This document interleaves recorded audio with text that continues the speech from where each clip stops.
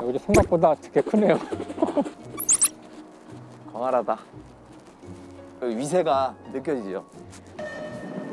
와, 역시 독립의 길은 멀고도 험한 거였어요. 오지 말라는데 바람이 독립 많이 그냥 가려는데. 이게 우리 국민들의 정의식을 보여주는. 특히나 이 좌우로 이렇게 태극기가 진짜 태극기가 엄청나게 많습니다. 수십 개, 한 100여 개 가까이가 양쪽에 이렇게 그게 좀 감동적이더라고요. 쫙 있고 멋있어요. 3.1운동 당시 저렇게 많았겠구나. 바람이 많이 불어서 막 휘날리니까 그 거대한 공간이 사실 우리의 독립을 위한 고난을 정말 체험하는 느낌. 우리가 좀 치욕을 겪었던 아, 그 시기를 많이 보고 왔죠, 저희가. 그렇죠. 예. 당시의 범죄자였죠. 어떤 의미로는. 실정법을 위반하신 거니까 당시에 일본이 만든 법을. 그 당시에 그분들이 어겼다는 법이 얼마나 합법적인지를 생각해봐야 한다고 생각했고 병탄되었기 때문에 생긴 일이니까 병탄, 여기서 탄자가 집어삼키다 뭐 그런 뜻이라고 하더라고요. 그러니까 이전 좀 느낌이 좀 뭐죠? 완전히 다르네요. 결국 이 문제는 일본의 그 병탄이 합법적인가 아닌가의 문제로 가지 않을까. 근데 이제 그것에 대한 현재의 상황은 한일 기본협정이라는 건데 1910년에 한일 병탄과 그 이전에 대한제국과 일본 사이에 맺어진 모든 조약은 사실상 무효다.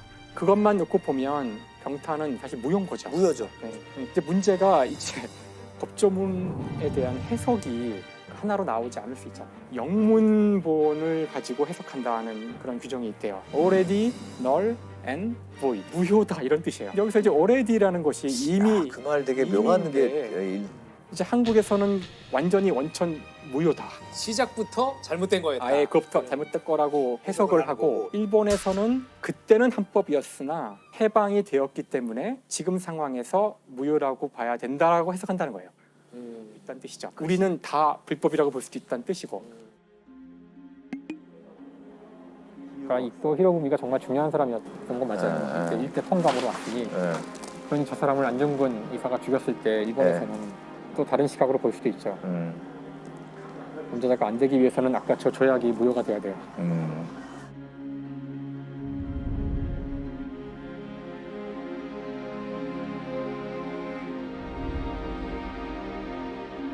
을사우정을 봐야죠.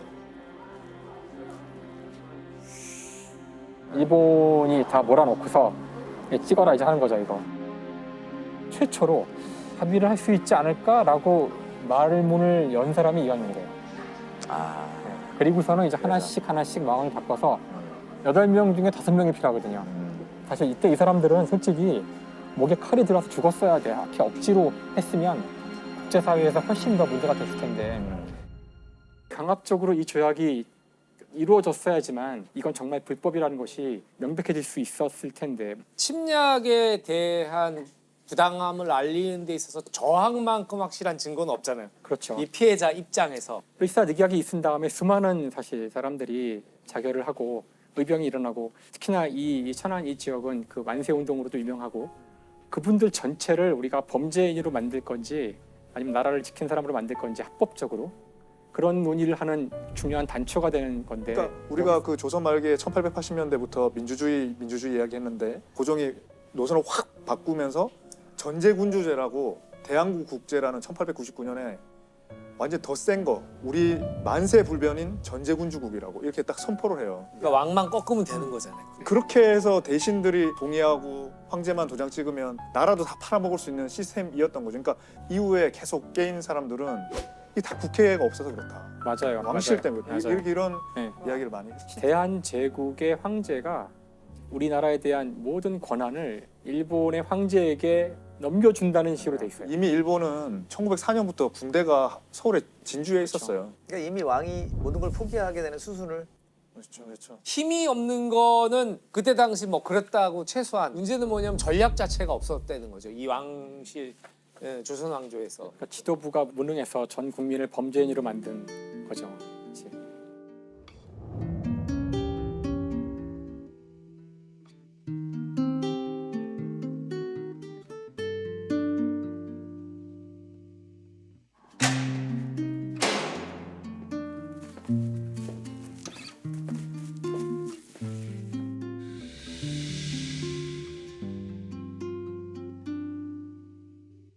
김인년 3월 1일 무슨 일이 벌어졌나요? 유관순 열사 기념관을 다녀오셨습니다. 네. 예. 4월 1일 음력 3월 1일이에요. 그때 이제 유관순 열사께서 경찰에 연행도 돼요. 그래서 3월 5일인가에 이화학당에서 좀 힘을 써서 빼줍니다. 아우네 장터에서 한 3천 명이 4월 1일 날 또 만세 운동을 합니다. 거기에 또 참가를 하셨죠.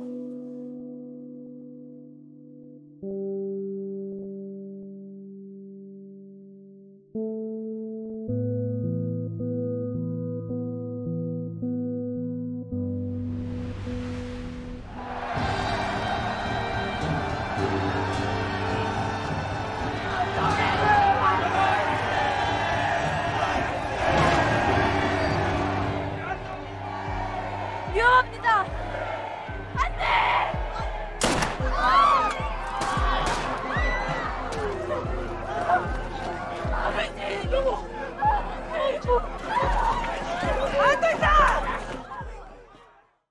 제가 유관순 열사에 대한 판결문 하나 가져왔습니다. 2심 판결문이에요. 한번 처음부터 좀 읽어드릴게요. 위 11명에 대한 소요 및 보안법 위반 피고 사건에 대해서 공주지방법원이 언도한 유죄 판결에 대해 피고 11명으로부터 공소 신청, 이건 이제 항소를 한 거예요. 이 유관순 열사에 대한 죄목은 두 가지인데 하나는 보안법 위반이고 나머지 하나는 소요죄예요. 판결문의 결론이 주문입니다.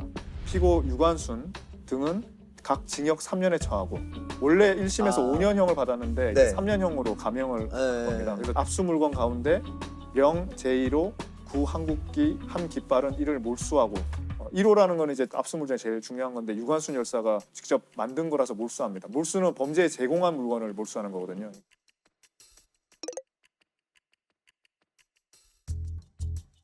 이 판결문 전체에서 한 문단 전체에 유관순 열사에 대해서만 쓰고 있어요. 제일 첫 번째로.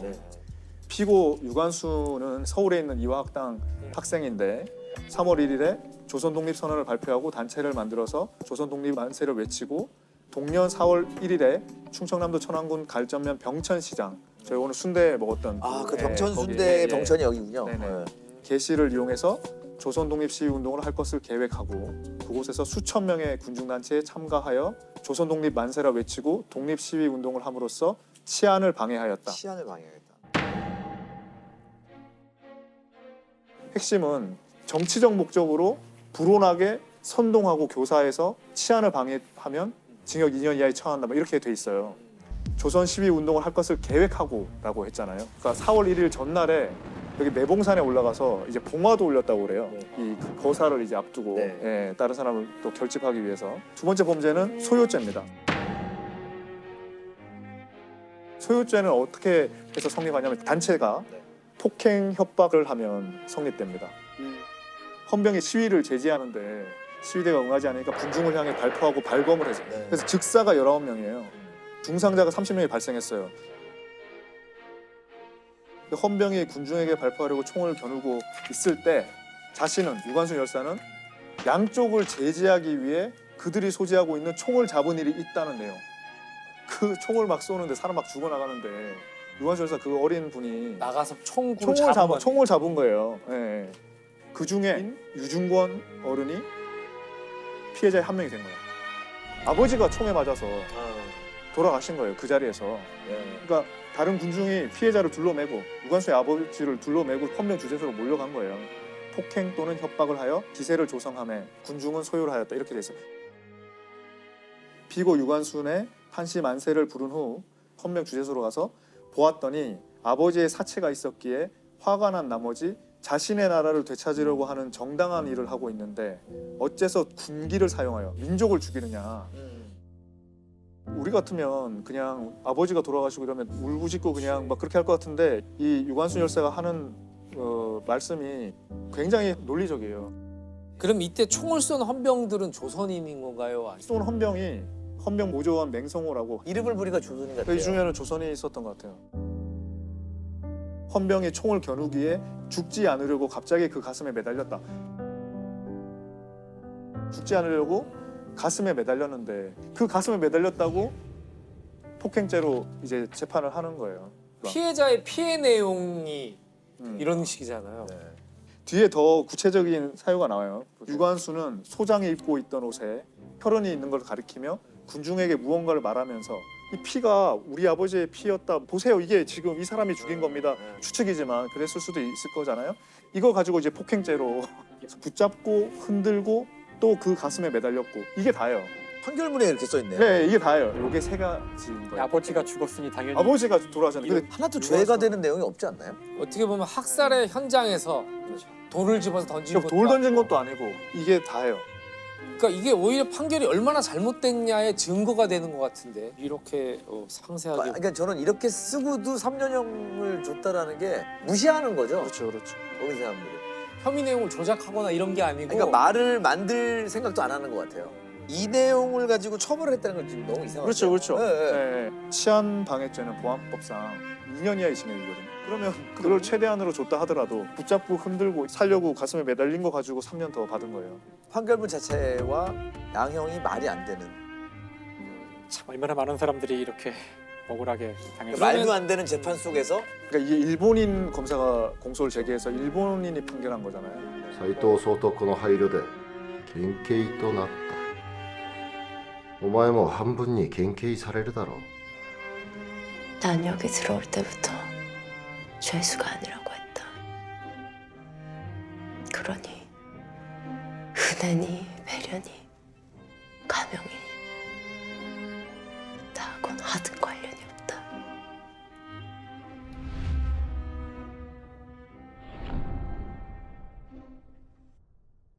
유관순 열사가 실제적으로 한 행동을 이렇게 구체적으로 본 것도 처음인 것 같아요. 그렇죠. 이게 오히려 기록이 돼. 네, 네. 사실 유관순 열사는 하여튼 그냥 보통 분은 아니고 그냥 3.1 운동으로 이제 옥고를 치렀잖아요. 그러니까 20년 3월 1일이 됐어요. 1년이 지났어요.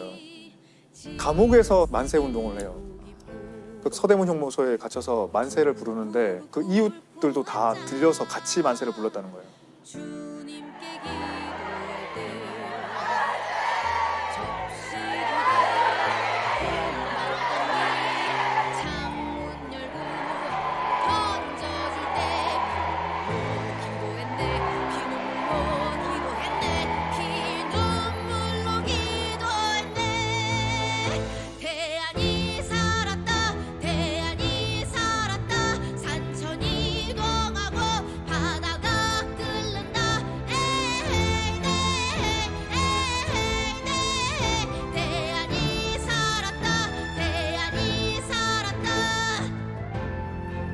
태극기가 하여튼 쫙 있네요. 그러니까 유관순 열사는 태극기를 판결문에서 압수당했거든요. 그러니까 태극기 박공기를 엎어서 태극을 그리고 이렇게 만든 태극기는 기숙사 방마다 붙여졌다. 와, 이게 유학당 시절에 유관순 열사의 뒷줄 오른쪽 끝에 있네. 거의 지도자의 눈빛이잖아요, 저 눈빛이. 5월 9일에 공주지방법원에 이게 이제 5년이라 적혀 있는 거죠. 세로로 5년. 큰 박스로 두 번째 큰 박스 5년. 접시 두 개, 콩밥덩이, 창문 열고 던져줄 때 기도했네. 우리는 사실 아까도 얘기했지만 우리가 그 시대로 시계를 되돌려 가도 힘센 나라가 너무 많았어요. 나라들도 다 지켜야 되는 법이 있다. 그래서 국제법에 희망을 걸었죠. 되게 현명한 방법? 방법. 네, 그때는 이제 3.1 운동도 국제법에 베이스를 두고 독립을 주장한 거예요. 그건 국제적으로도 무시할 수 없는, 그러니까 외신에도 나올 수 있었던 거고. 그리고 또 하나 더 중요한 거는 4월 11일 날 임시정부를 수립해요. 그 임시헌장 10조를 발표합니다. 1조가 뭐냐면 대한민국은 민주공화국임 이거예요. 3.1 운동을 하면서 이 200만의 이 국민들이 온 팔도에서 일어나서 이게 내 나라를 돌려달라 하면서 이 나라가 내 거라는 체험을 하게 된 거죠. 그 바탕으로 입헌군주국 하는 것도 목표였던 그 나라가, 그것도 안 됐던 나라가 혁명이네요. 그러니까 이게 단순히 한 거가 아니었던 거죠. 정말 민족의 저력인 게 나라 뺏기고 9년 만에 한 거잖아요. 근데 대신 그때 나라가 없었던 거죠. 물론 나라는 없었죠. 사실 민주공화국이란 목표가 생기면 이제 나라를 되찾아야 될 이유가 생기는 거죠. 3.1 운동은 민주화라도 굉장히 관련이 있는 거예요. 그냥 항일 운동 정도가 아니라. 그러니까. 하지만 이런 엄청난 저도 희생을 많이 알았네요, 오늘. 네. 희생을 치러야 돼.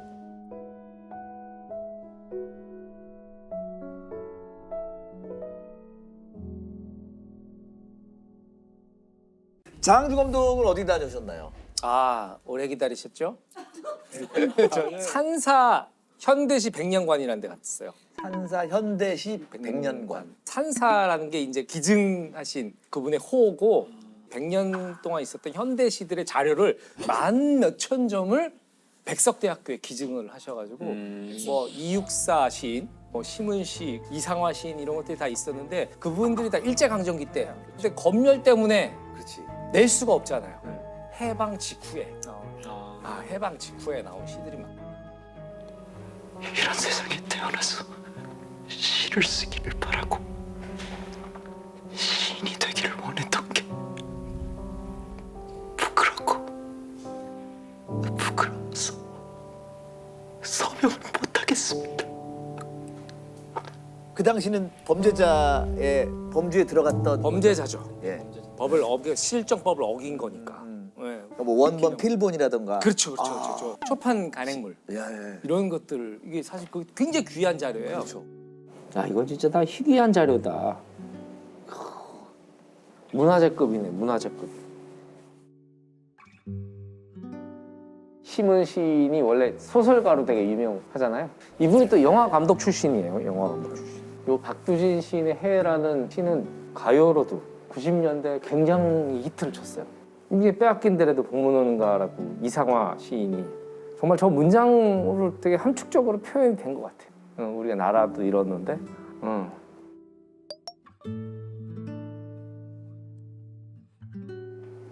이 윤동주 시인이 다 20대 때 쓴 시잖아요. 아, 우린 20대 때 뭘 했지 생각해보면 참 진짜 고민하고 아파하고 안타깝죠. 예. 야, 이거는 보면 그 이육사 선생의 당시 발행본 너무 조심스러워. 왜냐면 종이 부서질까봐. 장갑 같은 거 끼고. 네? 장갑 끼고. 책을 이렇게 못 보겠어. 이게 그래서 막 이렇게 보는데 아유 손이 떨려. 광야 까마득한 날에 하늘이 처음 열리고 어대 닭 우는 소리 들렸으랴. 모든 산맥들이 바다를 연모해 휘날릴 때도 차마 이곳을 범하던 못하였으리라. 다시 천고의 뒤에 백마 타고 오는 초임이 있어 이 광야에서 목 놓아 부르게 하리라. 시인들이 그때 일제 강점기 총보다도 더 무서운 저항을 한 거예요. 네, 그렇죠. 무력이나 힘들은 언젠간 시간이 되면 사라지잖아요. 근데 이런 문학 작품들이 남는 것 같아요. 이런 저항의 기록들 남겨주신 것들이 자랑스럽고 자부심을 가지게 만드는 것 같습니다. 근데 시는 지금의 기분을 녹여낼 수 있잖아요. 네. 빠른 시간에. 분노라든가 지금의 감정 응어리진 것이 몇 줄로. 네, 맞아. 그러니까 약간 저항하기 좋은 도구였던 것 같아요. 그 시인을 탄광의 카나리아라 그러거든요. 탄광의 카나리아. 왜냐하면 이제 지금은 탄광이 그렇게 위험하지 않지만 탄광에서 온갖 모르는 그 기체들이 막 나와요. 네. 모르고 있다가 죽는 경우들이 많기 때문에 그런 가스에 굉장히 예민한 새가 카나리아래요. 그래서 그 새가 좀 이상해지면 도망치는 거죠. 그래서 사실 시인들은 아마 그 어느 사람들보다도 시대의 아픔을 누구보다 먼저 깨닫고 거기에 정말 피토하면서 그 공감하는 것 같더라고요. 그래서 시인은 정말 이 사회의 진짜 카나리아구나. 고등학교 때 친구들하고 같이 문예 시동인지를 만들었어요. 그래가지고 한 명씩 편집장을 돌아가면서 그냥 우리끼리 그때는 이제 타이핑 이런 것도 없으니까 이만한 종에다 손으로 쓰는 거예요. 그래서 그때부터 주말에 대학가 서점에 간 거예요. 학교 도서관에서 봤더니 내가 배운 시는 다 똑같은 시들이잖아요. 가가지고 시집을 봤는데 처음 본 시들이야. 난생, 나의 칼, 나의 피, 뭐 죽창이 되어 어쩌고 저쩌고. 그리고 다시 옆에 거 봤더니 또 그래. 또 그러고. 그리고 또 시집 표지는 좀 판화예요. 뭔가 분노하고 있고 절규하고 있는 80년대죠. 그렇죠. 그래서 이게 왜 그런가? 나중에 대학가 서적을 왔다 갔다 하게 되다 보니까 사회과학 서적하고 인문 서적들을 보게 되는 거예요. 근데 보게 되면서 내가 알고 있는 세상과 TV에서 얘기하는 세상이 달라. 그래서 그때 느낀 거예요. 언론이 침묵을 하니까 시인이 펜으로 소리를 치는구나. 그렇죠. 그게 시였던 거예요. 맞아요. 마치 우리 일제시대 때 시인들이 침묵 속에서 어둠 속에서 글로 저항했던 것처럼 군사정권에 그렇게 저항하고 있었는데 그게 완전히 나를 사로잡은 거지. 자기 입속에다가 손을 넣어서 내장 끝에 있는 가장 남한테 보여주기 싫은 걸 꺼내서 이 탁자 위에 올려놓는 거라는 생각을 하거든요. 좋았어요 지금. 요거 자르면 안 돼? 우리 다 레퍼런스가 있잖아요. 그러니까 예를 들면 뭐 논문을 쓰면 당연히 각주가 있고 영화도 다 크게 변하지 클리셰가 않거든요. 있잖아요. 힌트를 받은. 클리셰가 네. 있고 다 하고 레퍼런스가 없는 것들이 세 가지가 있는데 하나는 사랑이고 또 하나는 혁명이고 또 하나가 시라는 거예요. 시는 레퍼런스가 없잖아요. 네, 좀 경이로움이 있어요. 시를 이렇게 시인이라는 거. 화법에서 나오는 네. 거죠. 한 2초 안에 얘기한 거에 다 들어있잖아요. 막 감정이 막 움직이잖아요. 사실은 물리법칙이 시예요. 그래요? 우리끼리는 그래요. 우주의 시라 그러는데 F는 MA. 이게 우주 전부야. 그래요. 우주 전부를 한 줄로 쓴 거라고요. 과장하시는 거 아니에요? F는 MA. 물리법칙은 몇 줄 되지 않아요. 양자역학 법칙, 전자기 법칙, 뭐 역학 법칙해서 압축한 거죠. 그래서 시라고 볼 수. 우주의 시라고 볼 수 있죠. 이런 책들, 인쇄된 책들 보면은 맨 뒷장이나 맨 앞장에 인쇄일 그리고 또 발행일 이렇게 날짜가 써져 있어요. 근데 그게 그 일제강점기 때 책을 인쇄한 다음에 검열을 받는 게 한 일주일 정도. 네. 그래서 그걸 통과되면 이 인쇄한 책들을 배포할 수 있는 거예요. 이게 그 전 세계에서 거의 없다 그래요. 이런 게. 네. 검열을 통과 못하고 수정을 해도 안 되는 책들이 있을 거 아니에요. 그러면 이제 금서가 되는데 성경도 금서였다 그러더라고요. 한때. 사제들만 봐야 되는데 일반의 이런 사람들이 성스러운 걸 공유하는 것 자체가 금지됐던 시절이 있었다 그러고 그리고 또 홍길동전도 금서였잖아요. 허균의 홍길동전. 뭔가 역성이 반란. 뭐 제가 또 보면서 좀 놀라웠던 게 백범 김구 선생의 백범일지도 금서였다고 그래요. 그게 일제시대 때 금서가 아니고 이제 안두희한테 피살을 당하셨는데 피살 당하시자마자 이승만 정권에 의해서 금서로 지정이 됐었다 그러더라고요. 너무 딱 맞아떨어지는. 그렇죠. 그렇죠. 네.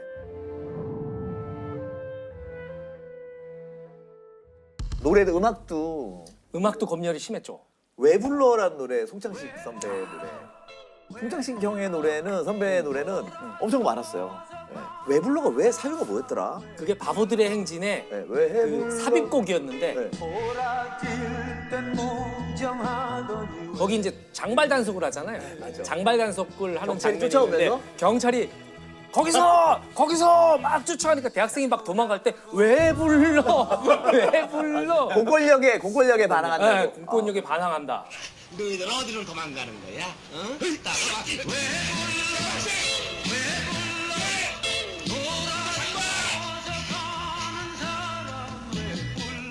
뭐 그리고 고래사냥. 고래사냥. 술 마시고 노래하고 춤을 춰봐도 술 마시고 노래하고 춤을 춰봐도 가슴에는 하나가 더 슬픔뿐이네. 바보들의 행진 하길종 감독 그 영화에 나온 이유로 결국 금지곡이 많죠. 네, 됐었고 영화에서는 대표적인 게 이제 장산꽃매라는 영화 집단이 옛날에 있었는데 장산꽃매. 옥꿈의 나라라는 광주를 다룬 영화가 있었어요. 그 광주의 피해자들과 그 아픈 상처를 갖고 있는 사람들의 얘기였는데 그때 당시 이건 당연히 뭐 극장에서 상영을 못했죠. 그래서 대학가에서 이제 몰래 틀고 뭐 그런데 심지어 카이스트에서도 그 파업전야라는 영화를 상영을 하면은 경찰에서 이제 교내로 진입을 하잖아요. 트는 순간 진입하죠. 네, 진입하잖아요. 그때 그러면 대기하고 여기 있다가. 앞에서 이제 그걸 저지조가 그것들 극렬하게 대항해서 막아요.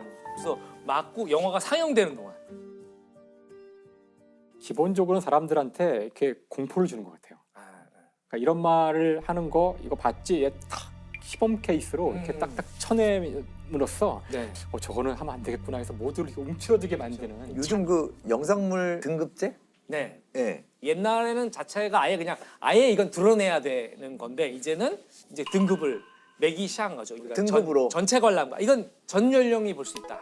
뭐 12세 관람가, 15세. 아니 근데 그 담배만 하고 흉기는 다 보여주잖아요. 쇠파이프 막 이런 칼 막 이런 거 다 보여주면서 이거는 저는 철퇴가 나오더라고요. 네. 아니 저도 뭐 그런 적이 있어요. 이렇게 하는데 저희 연출부 중에 감독님 이거 안전벨트를 이걸 주인공이 안 매면 안 됩니다. 근데 제가 그래서 야 그러면 살인자는 살인하고 안전벨트를 꼭 매고 나갈 살인은 보여줘도 괜찮고 안전벨트를 안 매면 뭐 완전히 무슨 연쇄살인범이 쫓아오는데 벨트 되면 잡힌다니까. 그렇지. 창 받고 총을 쏘더라도 총기는 버리면 안 돼. 그거는 이제 차에서 뭘 버리는 거니까 오물을 버리는 거니까. 저는 약간 그런 거에서 조금씩 융통성을 좀 주면 어떨까. 재판하거나 법무부에서 뭐 그런 일을 하다 보면 좀 영향이 있지 않을까? 자꾸 그런 생각이 있어요. 그러니까 영화에 몰입하게 하려면 그 주인공이 그 범죄를 저지를 수밖에 없다는 정당화를 계속 하고 이제 마지막에 범죄를 저지르잖아요. 와 저렇게 할 수밖에 없지. 그리고 교도소에 가시면 다들 진짜 하루하루 빨리 나가려고. 근데 영화에서는 너무 빨리 교도소 그 복역을 마쳐요. 제 아는 분도 사실 거의 좀 그럼 5년 있었다고 상영 기간을 5년 할 수는 없잖아. 근데 들어가셨는데 아니 그 거기서 시간을 안 보여주고 그래서 드라마를 포즈했다가 3년 있다 보시면 돼요. 근데 이거 살다 이런 얘기 좀 하고 그러니까. 이거는 판사님이니까 할 수 있는 뭐 2초 걸려 2초. 그러니까 그런 영화도 있잖아요. 쇼생크 타치 같은 거 보면은 네. 오래 고생하죠. 그러니까 그렇게 즐겁게 탈출하면 안 되죠 보람되게. 결국 성공하면 안 되는 거지. 그 형을 확정해 주시는 분인데. 그러네요. 이래서 검열이 생기는 거예요. 법무부가 그걸 관리하느라 얼마나 힘든데 법무부가 그게 쉽게 탈출하고 그러면 안 되죠. 네. 물론 그 자체도 지금 찬반이 있을 수 있겠는데 저희 아이들을 봐도 인터넷으로 너무나 쉽게 정부에서는 그 공식적으로 나가는 영화에 대해서는 그렇게 막 검열을 하고 싸우고 이러지만 진짜 버튼 몇 개만 누르면 영화에서도 볼 수 없는 정말 상상을 초월하는 장면들을 다 보는 이 시대에 과연 그런 검열 제도가 어떤 의미를 가질 수 있을까 이런 좀 생각을 하게 돼요. 근데 요즘에는 정말 무서운 거는 이런 데서 하는 것보다 또 네티즌들이 그러니까 순기능을 발휘할 때도 많은데 정확히 확인되지 않은 사실에 그 막 분노가 들불처럼 번져가지고 뭐 언론도 그렇고 네티즌도 그렇고 누구를 추앙하고 떠받들어주고 스타를 만들어주는 힘보다 추락시키는 힘이 훨씬 더 자기의 힘을 과시했다라는 느낌이 더 드는 것 같아요. 그걸 힘이라고 생각하는 것 같아요. 네.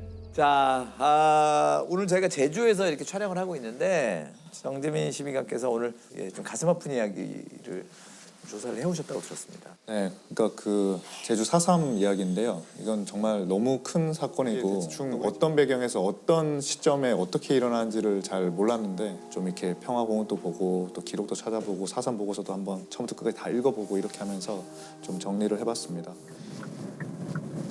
와 진짜 아무것도 안 보인다.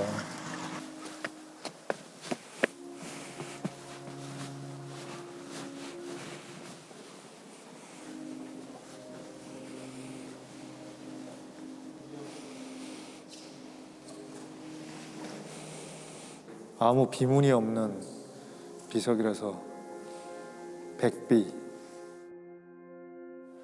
5.18 같으면 5.18 광주 민주화 운동이라고 이름이 이제 붙여졌죠. 한때는 광주 사태라 하다가. 근데 4.3은 그냥 4.3이라고만 아직 하지 않습니까? 그 성격이 규정되지 않고 어떤 사람은 사건이라 하고 어떤 사람은 봉기라 하고 어떤 사람은 사태라 하고 아직 우리 사회에서 완전히 이름이 규정되지 않았죠. 그러니까 1948년 4월 3일을 말하는 겁니다. 그때 이제 남로당, 남조선 노동당의 제주도당이 무장봉기를 일으켰는데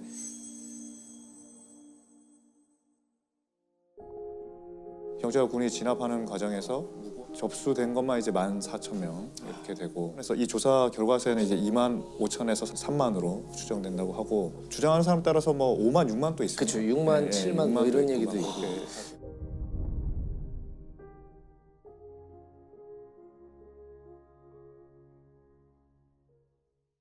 배경이 그 촉발된 거는 하지만 그 한 해 전에 2047년 3월 1일에 이제 3.1절 기념식을 관덕정에서 했습니다. 관덕정에 하는데 경찰이 말을 타고 가다가 6살짜리 아이를 친 거죠. 근데 그 경찰 잘 몰랐던 것 같아요. 모르고 그냥 가버리니까 그걸 본 군중이 화가 나서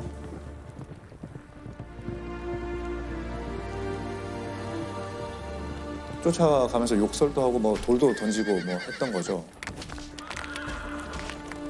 그러니까 또 멀리서 그걸 본 다른 경찰들이 이제 폭동을 일으킨 줄 알고 총을 쏜 거예요. 그 총을 쏴서 6명이 죽은 거죠.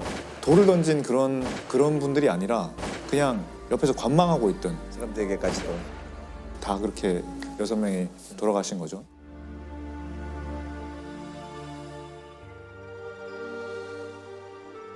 전목이 아는 여인도 죽고 15살짜리도 죽고.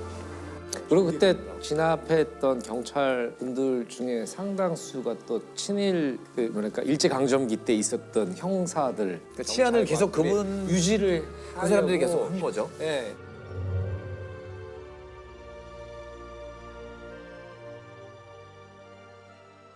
그러고 나니까 이제 온 이 제주 도민들이 들끓고 일어난 거죠. 그래서 95%가 참여해서 총파업을 해버립니다. 3월 10일에. 그리고 그때 일제 때 행패 부리던 사람들이 끝나고도 계속 그러고 있으니 특히 경찰이 뭐 이런 사람들은 일반 백성들은 이게 해방이 됐는데도 좋아지는 게 하나도 없는 거예요. 그러니까 3월 10일 날 총파업을 하죠. 그러니까 그 법원, 검찰, 각 관공서, 경찰관도 해요. 경찰관. 근데 파업 요구 조건이 고문을 하지 마라. 일제 때 고문 그렇게 했는데 해방되고도 또 하고 있어. 그리고 총 막 써. 총을 그렇게 쉽게 쏘고 있으니까. 그죠? 그러니까 일제 경찰처럼 하지 마라. 어? 아니 지금 해방됐는데 똑같은 경찰이라고 똑같이 하고 있으니까. 외부에서 경찰들이 많이 들어옵니다. 서북 청년도 들어오고 그냥 고문이 또 굉장히 심해지고. 그러니까 이제 다 드러나서 잡히고 고문당하고 핍박받는 건 이제 시간 문제잖아요. 그러니까 이제 무장 봉기를 하자. 그러니까 그게 이게 또 큰 시발이 됩니다.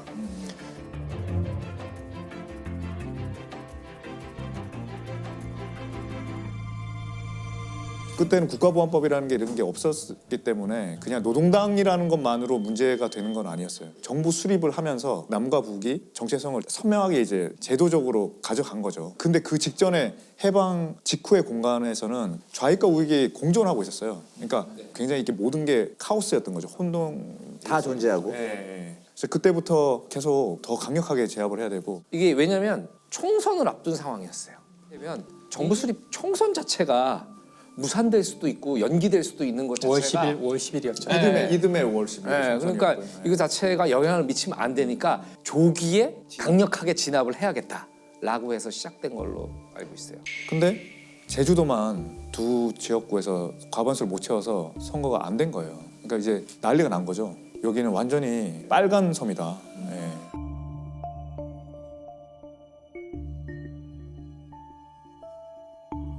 남로당 세력을 이제 찾아내려고 이제 48년 11월부터 초강경 진압을 합니다. 초토화 작전이라고. 그때 거의 80%가 다 죽었어요. 그러니까 제주도가 있으면 이 해안가 5km만 딱 이렇게 선을 그어서 다 내려오라고 하는 거예요.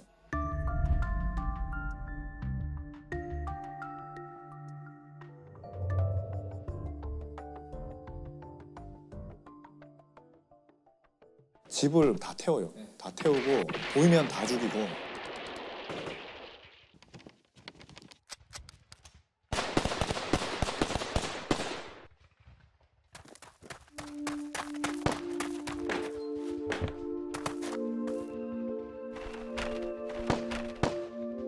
관광총살이라는 말도 있었어요. 마을의 주민들을 모아놓고 이렇게 총살을 시키면서 그걸 보게 하고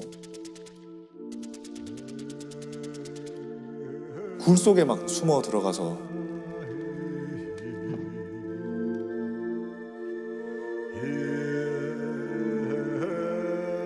낮에는 이제 토벌대가 쫙 이렇게 하고 밤에는 또 무장대가 내려와서 또 그다음에 이듬해에는 이렇게 진압을 하고 나니까 선거에 성공합니다. 학살에 가까운. 학살이죠. 이게 일방적인 학살이에요. 이 피해자들의 진술서가 몇 개 있는데 와 이거 정말 너무 믿을 수 없는 정도인데 그러니까 그날 남편과 조카는 미리 피신했고 나는 9살 난 아들, 3살 난 딸과 함께 집에 있었습니다. 날이 막 밝아올 무렵에 총소리가 요란하게 났습니다. 그러나 설마 사람을 죽일 거라고는 생각하지 못했습니다. 그러자 군인들은 나를 탁 밀면서 총을 쏘았습니다. 3살 난 딸을 업은 채로 픽 쓰러지자 아들을 향해 또 한 발을 쏘았습니다. 아들은 가슴을 정통으로 맞아 심장이 다 나왔어요. 그들은 인간이 아니었습니다. 그들이 나가버리자 참 읽으시기가 이게 사실은 너무나 잔혹스러운 상황이고 우선 아들이 불에 탈까봐 마당으로 끌어낸 후 업었던 딸을 살폈죠. 그때까지만 해도 딸까지 총에 맞으리라고는 생각지 못했습니다. 그런데 등에서 아기를 내려보니 담요가 너덜너덜하고 딸의 다리는 손바닥만큼 뻥 뚫려 있었습니다. 내 옆구리를 관통한 총알이 담요를 뚫고 딸의 다리까지 부숴놓은 겁니다. 이런 잔혹한 내용들이 진술서에 있는 거죠. 네. 이 진술서가 참혹하네요. 이러니까 그 이후에 정부들은 이 내용을 부정할 수밖에 없는 거예요. 언급 자체가 금기시됐습니다. 우리 70년대 초등학교를 다녔던 장학중학생이나 저나 못 듣던 얘기잖아요. 그렇죠. 4.3이라는 것은. 거의 반세기 이상 몰랐어요, 아무도. 그렇죠. 예. 수많은 학살하는 일이 있었다는 것 자체를 지금 분들도 많이 모르실 거예요. 그러니까 옛날 제주도에 폭동이 났었다 이렇게만 우리가 알고 있었잖아요. 사실 제주도는 뭐 잘 아시겠지만 어디 가나 4.3 사건의 그 흔적이 남아 있거든요. 그 저희 이제 토크하는 장소로 이동하는 중간에 그 장소가 있다 그래서 잠깐 내려서 보고 왔는데요. 모명천 할머니 이야기라고 작은 이제 집이에요. 모명천이 왜 나온 거냐면은 1949년 1월, 그러니까 한참 토벌이 일어날 때죠. 그때 35세의 나이였는데 총을 맞아서 턱을 상실한 거예요. 근데 뭐 예상할 수 있겠지만 뭐 이런 거 당연히 보상받을 수는 없을 거고 오히려 알릴 수도 없는 상황이었겠죠. 그래서 평생을 이제 그때부터 턱이 없으니까 여기를 모명천으로 이제 감싸고 이제 살아오셨다는 거예요. 그래서 심상치 않은 모양새의 무명천을 늘 턱에 두르고 사는 이 할머니를 마을 사람들은 무명천 할머니라 부른다. 어느 어떤 생못사 뭐 이어서 저말로 즐긴 건 할머니에겐 턱이 없었다. 턱이 없으니 음식을 제대로 먹을 수가 없고 말을 제대로 할 수가 없는 것이다. 할머니는 그렇게 50여 년을 살아왔다. 여기 써 있네요. 무명천 할머니 길. 4.3 사건이 참 아픈 사건들이 많은데 안에 들어갈 수도 있나요? 네.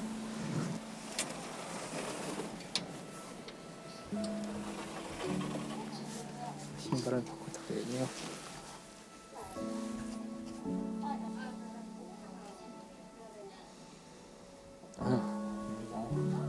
마음이 먹먹해서 뭐 무슨 말을 해야 될지 모르겠네요. 얼마나 많은 사람들이 이렇게 많이 못할 고통을 안고 살았을지 생각하면 그러니까 이런 우리 현대사의 비극을 역사책에서 보거나 할 때랑 비극의 희생자의 모습을 직접 옆에서 이렇게 보는 거랑은 굉장히 느낌이 다른 것 같아요. 사람이 이렇게 더 다가와서 그런지 4.3 사건에 대한 박물관이 있거든요. 제주 동쪽에 거기 간 적이 있는데 여기는 이제 그 장소에 비하면은 어떤 의미에서는 초라한 그냥 집이잖아요. 근데 뭔가 이렇게 직접 그 피해자의 개인적인 공간을 직접 봐서 그런지 더 막 마음이 더 먹먹한 것 같아요. 아이고.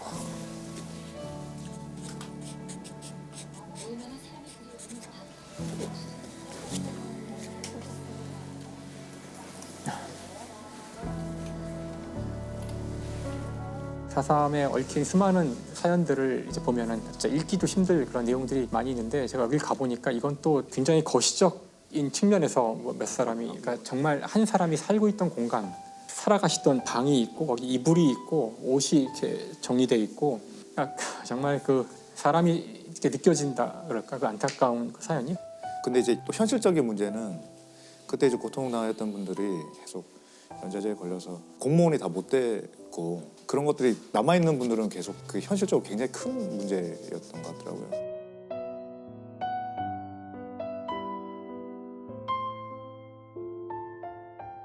이게 수면 위로 올라오게 된 게 언제부터일까요? 현기영 작가님이 78년대 순위 삼촌이라고 그게 처음으로 사실 알린 거죠. 사실 어떤 의미에서는. 대중적으로.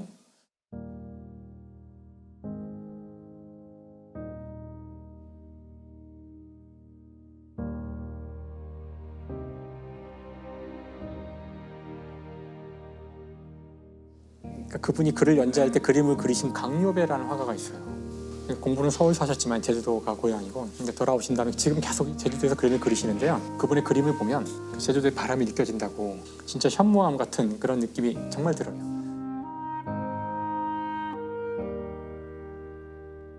그분이 사실 이제 유명한 이유 중에 하나도 그 1990년대 초에 사실 그때는 아직 사람들이 거의 잘 모를 때죠. 동백꽃 지다라는 화보집을 내는데 화보집 역시 4.3 사건을 다루면 당시로서는 굉장히 그 위험한 행동일 수도 있는 걸 했던 화가이고 공론화시키는 데 이제 기여하신 분이에요.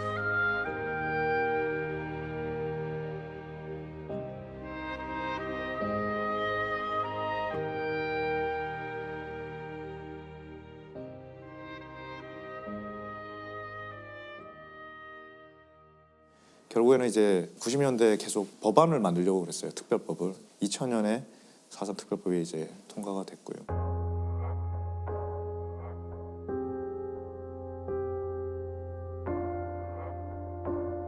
그러니까 그 당시에 여기 몇천 명이 그냥 재판을 받았는데 군법회의에서 재판 받는 거예요. 일반 재판이 아니라. 4.3 당시 군법회의란 이름의 불법 군사재판으로 억울하게 옥살이를 하거나 숨진 수용인 희생자만 2천여 명. 이들의 억울함을 밝혀낼 정식 재판이 70년 만에 열리게 됩니다. 재심을 청구한 수용인 18명은 4.3 당시 내란죄 등으로 체포돼 징역 1년에서 20년형을 복역했습니다. 문제는 이들의 재판 기록이 전혀 남아있지 않다는 겁니다. 이 때문에 법원이 재심 개시를 결정하더라도 승소하려면 적지 않은 어려움이 예상됩니다. 그러니까 이제 판결문이 있어야 재심을 할 수 있는데 판결문이 없는 거예요. 그럼 어떤 근거로 집행을 하는 거죠? 오늘 여기 와서 제가 지금 확인한 게 고등군법회의 명령 이런 문서가 있더라고요. 거기에 보면은 죄목이 이제 그 내란죄 몇백 명을 써놓고 항변이 똑같아요. 무죄. 그러니까 난 죄 없다고 말했다는 거예요. 항변이. 항변. 네, 그 항변이 그렇게 간단한 판결이 어디 있어요? 그러니까 그 다음에 거기에 대한 판결 이유 유죄. 그 다예요.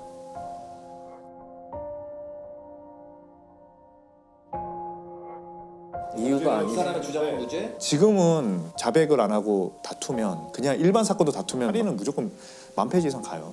제가 세봤어요. 그러니까 딱 18자 나오더라고요. 그 두 자가 무죄 빼고 16자예요. 뭐뭐뭐에 관하여 무죄. 그에 대해서 유죄. 와, 이렇게 판결문을 써서 2달 안에 집행하라고. 판결문을 써서 2달 안에 집행하라고.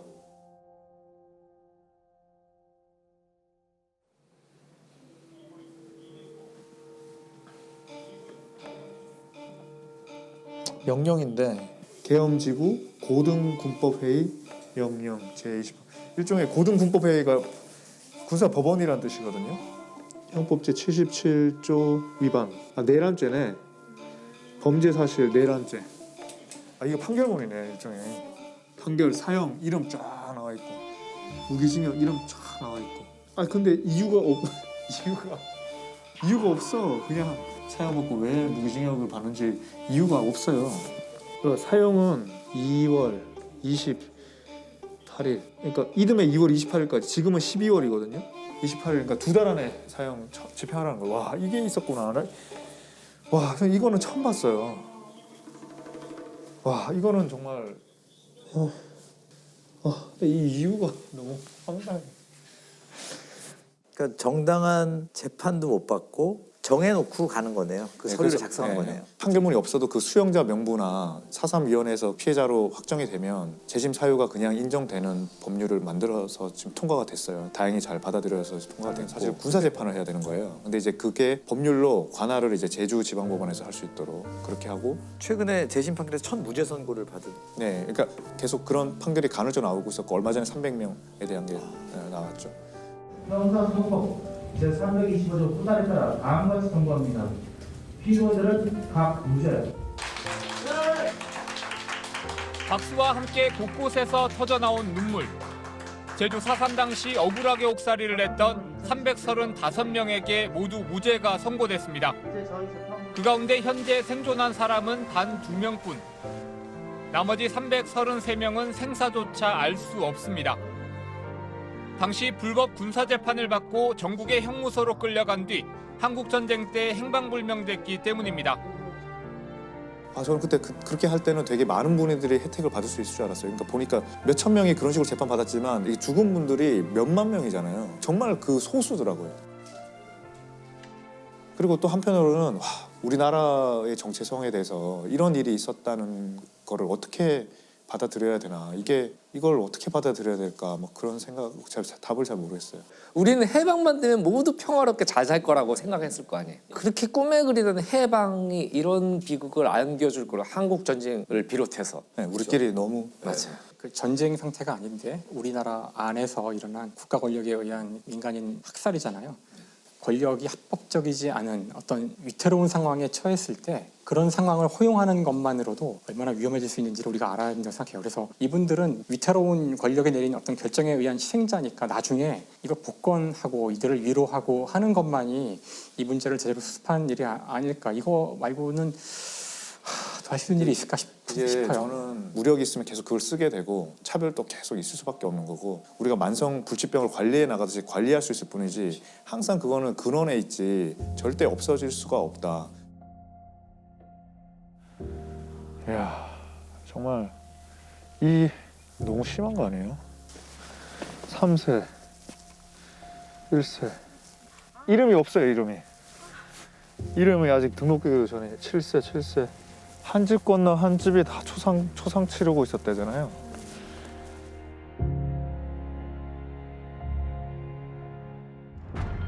그러니까 이게 반세기가 넘도록 말도 못했던 사건이었던 거죠. 사건이란 말도 다 너무 그릇이 작죠. 와, 끝도 없구나. 와, 정말 이거는.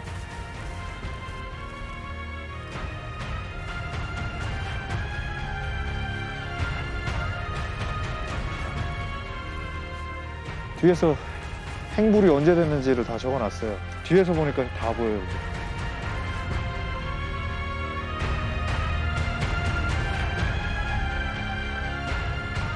이런 것도 모르고 그냥 40m 살고 헌법 글자만 공부만 하면 뭐해.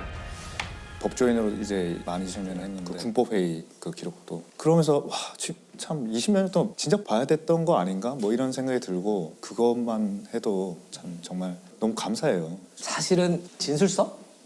이런 것들을 볼 기회는 없잖아요. 사실 어른들도 말을 굉장히 극도로 아끼시고 그래서. 근데 저는 또 저희 친가가 쭉 살아온 곳이고, 네, 저는 여기서 태어나진 않았지만 본적이죠, 여기가. 그렇죠. 저는 또 제주도가 본적이에요. 그걸 또 안 바꿨어요. 그리고 아버지가 한번 바꿀래 그러더라고요. 그래서 아니, 특세 있고 좋은데 왜 바꿔? 그래서 안 바꿨는데, 저희 집에서도 제사 때나 가끔 이야기가 이렇게 나오다가 저 같은 애들이 뭔가 들어보려고 그러면 그냥 싹. 분노가 있음에도 불구하고. 갑자기 생각나는데, 제가 어렸을 때 저희 할머니랑 같이 살았는데 학교 갔다 와서 야, 너는 커서 뭐가 될 거야? 그래서 나는 경찰 될 거야. 왜냐면 그때는 이제 로망이 형사, 경찰. 그러니까 할머니가 와, 그거 말고 다른 걸 하라고. 왜 그런지는 얘기 못 하시고. 그렇죠. 왜 그런지 얘기 못 하죠. 그러니까 경찰이 어떤 일을 하는지를 우리 할머니 기억에 너무나 그게 네 의지든 네 의지가 아니든 그런 일을 할 수도 있다고 아마 생각을 하셨던 것 같아요. 괜찮다 그러지만 항상 무서운 거예요. 그 시대에 경험했던 분들한테는 언제 또 국가 권력이 돌변해서 우리한테 이렇게 할지 모른다. 그걸 그러니까 당연히 자식은 모르는 게 낫죠.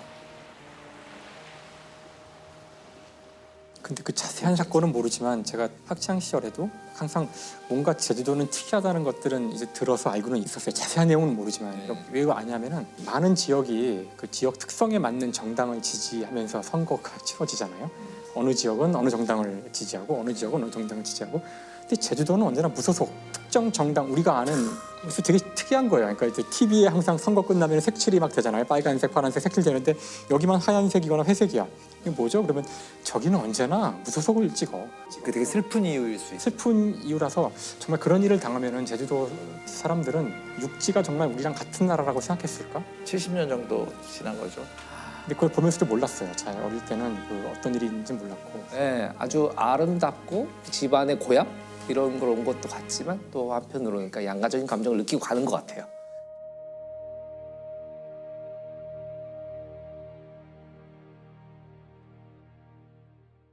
(5.18) 광주 민주화 운동이죠. 저희가 아마 그 시대를 살아서 그런지 그 어느 사건보다도 더 이렇게 막 가슴이 와닿는 미안하고 사실 이게 너무 이게 거대한 주제라서 이걸 뭐 어떻게 이야기를 해야 되나 고민을 많이 했는데 아이스의 범잡이니까 범죄라고 이걸 저는 보려고 해요. 이것을 그렇게 이야기를 이제 해보려고 하는데요.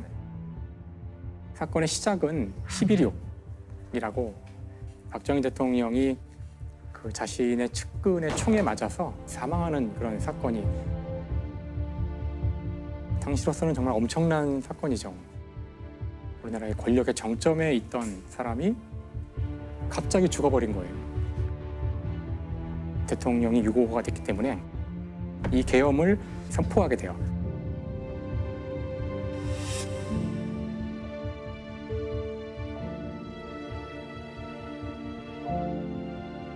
그러자 이제 그 이후에 수많은 일들이 벌어질 수 있는데 그때 일어났던 여러 가지 일 가운데 하나가 결국 이제 광주에서 일어난 이 비극이었는데 일단 대통령이 유고가 되자 빨리 이 사건을 누군가가 빨리 그 조사를 하고 해결을 해야 되잖아요. 그래서 이제 합동수사본부가 꾸려지는데 합동수사본부의 본부장을 맡은 사람이 바로 당시 보안사령관이었던 전두환.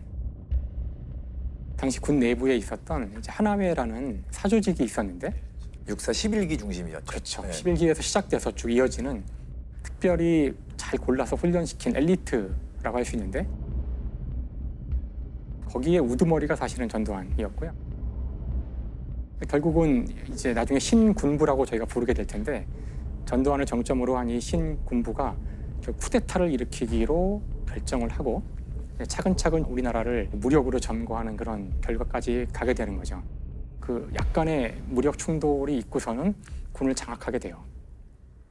사실 사람들은 오래되었던 그 박정희 정권의 독재가 끝나자 이제 우리가 민주주의를 다시 할 수 있지 않을까? 대학생들도 다 거리로 나와서 빨리 계엄을 해제하고 우리 정상적인 선거를 치러서 민주주의를 복구하자 이제 이런 열망들이 있었고요. 이미 벌써 그때 전두환이라는 이름이 나와요. 계엄 철폐, 전두환을 물러나라.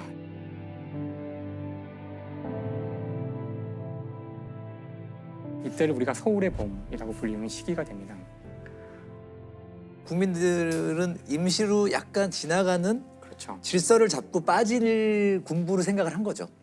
하지만 이제 군부는 신군부는 사실 이런 것과 상관없이 거사를 준비하고 있었고요. 계엄이 선포돼 있었는데 이 계엄을 제주도를 포함한 전국 단위 계엄으로 확대를 하면서 그걸 이용해서 이제 권력을 쥐려고 한 것이죠. 그러기 위해서 잡은 D-Day가 5월 17일이었고요. 5월 17일을 겨냥하고 차근차근 이제 작업들을 진행하게 돼요. 그래서 우선 K 공작 계획이라 그래서 주요 신문사, 방송사, 뭐 통신사 이런 곳에 있는 한 100여 명을 1대1로 다 만나서 회유 협박을 하게 됩니다. 언론을 통제하는 거죠. 그다음에 이제 충정 훈련이라 그래서 이제 5월 17일 전국 단위 계엄을 확대하게 되면 그때 일어날 반란 내지는 저항을 막기 위해서 특수부대와 군인들을 훈련을 시켜요. 시민들을 대상으로 한 진압훈련을 시킵니다. 5월 17일은 계엄을 전국 단위로 확대하는 국무회의가 소집되는데 회의장에는 군인들이 다 이제 완전히 도열해서 강압적인 분위기를 그런 상황에서 거의 10분 만에 통과됐다 그러는데 그래서 그때 계엄 확대가 됩니다.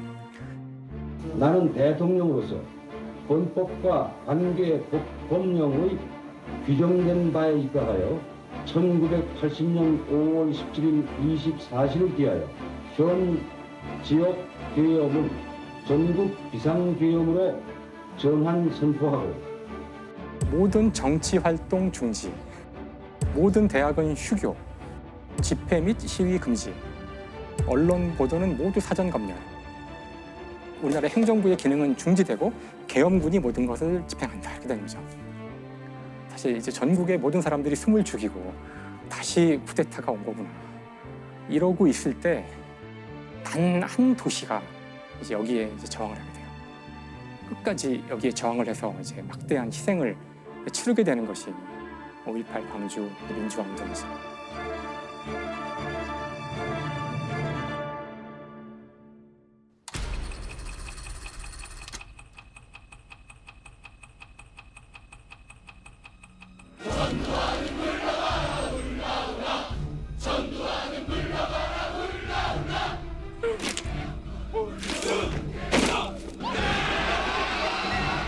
전남대와 조선대에 투입된 군인들이 총에다가 착검을 한 상태로 들어가서 막 학생들을 이제 체포하게 되죠. 평소 같으면 조금 이렇게 시위를 하면은 쫓아버리고 말았을 것 같은데 이 공수부대원들은 일단 한번 찍으면 막 피곤죽이 되도록 사람을 막 폭행을 하고 끝까지 추적해서 마지막까지 쫓아가서 그래서 이유를 모른 채 수많은 사람들이 그냥 연행을 당하는데 이날 연행된 사람만 405명. 68명이 외상, 12명은 중태라고. 특히 이제 이날 그 청각장애자인데요. 김경철 씨라는 분이 있는데 첫 번째 아마 그 사망자라고 볼 수 있습니다. 길을 가다가 이제 막 공수대원한테 얻어맞게 된 거죠. 말을 못하니까 막 손짓 발짓을 하는데 그럴수록 더 많이 얻어맞는 거예요. 결국은 이제 다음날 죽게 됩니다. 사망하게 돼요.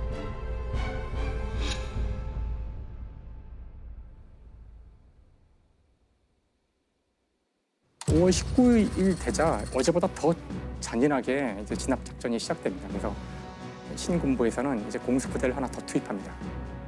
이때 수많은 사람들이 그냥 그 곤봉에 맞고 속옷만 입은 채로 길거리에서 막 기합을 주는데 투성이가 된 사람들을 트럭에 막 집어 던진 다음에 트럭에 싣고 갔는데 그중에 많은 분들이 죽었고요. 많은 분들이 행방불명이 되고 그랬죠. 이제 시위는 멈추질 않고 전투에 가까운 끔찍한 폭력이 벌어지게 되는 거죠. 특히나 이제 군인들이 총에 착검을 한 상태로 들어가서 막 체포하게 되죠.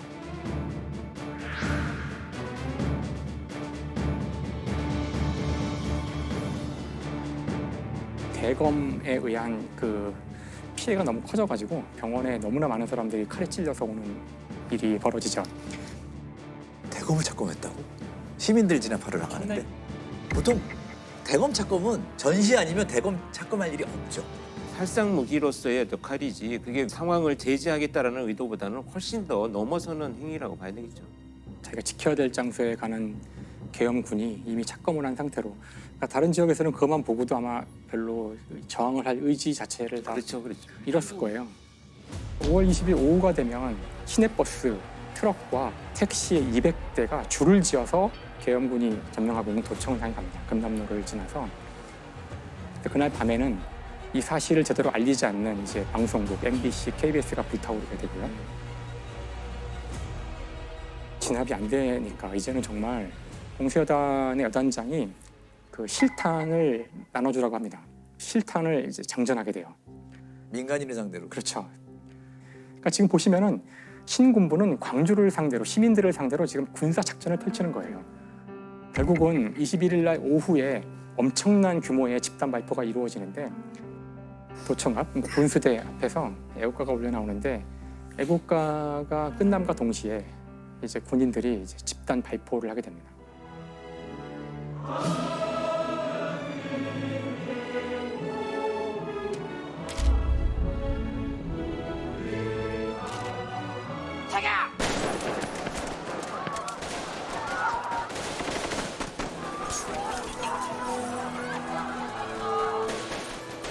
당시 이제 군인들은 무릎사 자세로 횡렬로 나란히 서서 조준 사격을 시작하게 되고요.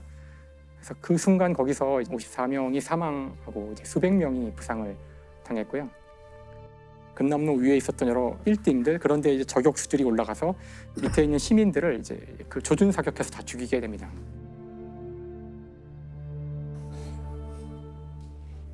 5 목격자에 따르면은 헬기가 동원돼서 헬기에서도 막 기총소사를 했다는 이야기도 있었고요. 그 집단 발포의 발포자가 누구이고 누구의 책임인지를 놓고서 이제 나중에 논쟁이 벌어지게 되는데, 그렇죠. 근데 사실 이제 발포 명령자가 결국 없다는 식으로 이제 이야기가 돌아가는데요. 아무도 발포 명령을 한 적은 없고 군인들이 너무나 상황이 급박하여 자위권 차원에서 총을 쐈다. 이제 이런 식으로 이야기를 하고 있거든요.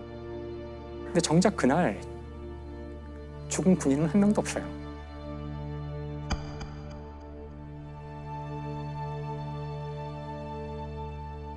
이제 27일 날 이제 본격적으로 이제 진압 작전이 시작됩니다.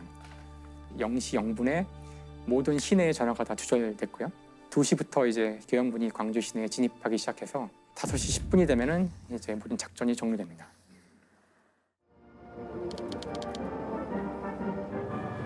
전당들에게 알린다. 판당들에게 알린다. 많은 폭도들이 투항하여 생명을 보장받았다. 아직도 늦지 않았으니 주저 말고 자수하라. 폭도에게 알린다. 폭도에게 알린다. 총을 버리고 자수하라. 계엄군은 그동안 광주 사태를 평화적으로 해결하기 위해서 전력을 경주해 왔으며, 그럼에도 불구하고 광주 사태는 극렬한 폭도들에 의해 악화되는 조짐이 보였다.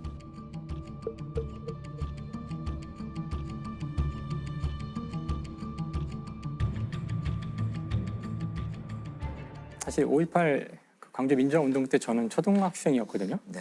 전혀 몰랐죠. 전혀 알지 못했어요.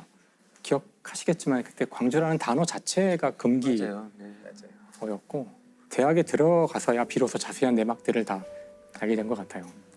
이게 이제 알려지고 나서 뉴스에 관에다가 전부 이렇게 태극기를 덮어가지고 자꾸 오열하는 장면들이 뉴스에 그 이후에 이렇게 나오기도 했었거든요.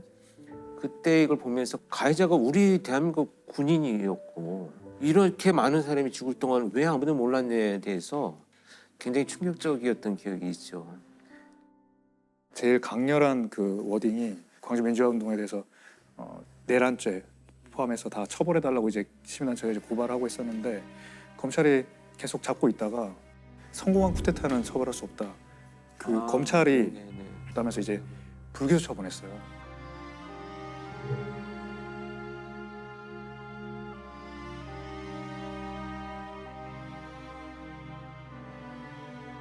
그때 이제 그게 난리가 났고 저는 이제 법대에 갔으니까 저의 주변에서 이게 법적으로 맞냐 가지고 굉장히 이야기를 많이 했던 그때 기억이 납니다. 전 국민적인 분노를 일으킨 말이었는데 엄청난 이제 저항이 있자 이제 이걸 헌법소원을 내게 되고요. 헌법재판소에서 이걸 검토한 다음에 처벌 가능하다는 결정이 내리자 97년 4월 18일 날 대법원 판결이 나옵니다. 성공한 쿠데타도 처벌할 수 있다. 이제 특별법이 만들어지는데 5.18 특별법은 일반 법에 의해서 공소시효가 끝난 12.12 5.18 사건 관련자들에 대한 사법 처리를 가능하게 하고 전두환 전 대통령과 노 전 대통령 두 전직 대통령은 거액의 추징금을 함께 선고받았습니다. 육군 사관학교 동기생이자 60년 지기 친구였던 두 사람은 똑같이 내란죄와 뇌물수수죄란 불명예를 동시에 떠안았습니다.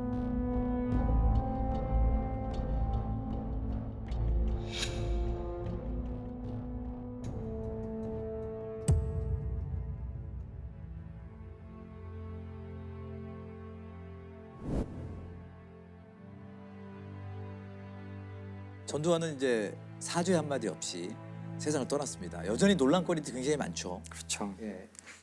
당시 계엄군 성폭행이 정부의 첫 공식 조사로 확인됐습니다. 계엄군의 대규모 유혈 진압 작전을 전두환 씨가 승인했다는 걸 증명하는 문건이 발견됐습니다. 5.18 광주 민주화운동 당시 군이 시민들을 상대로 헬기 사격을 한 사실이 38년 만에 공식 확인됐습니다.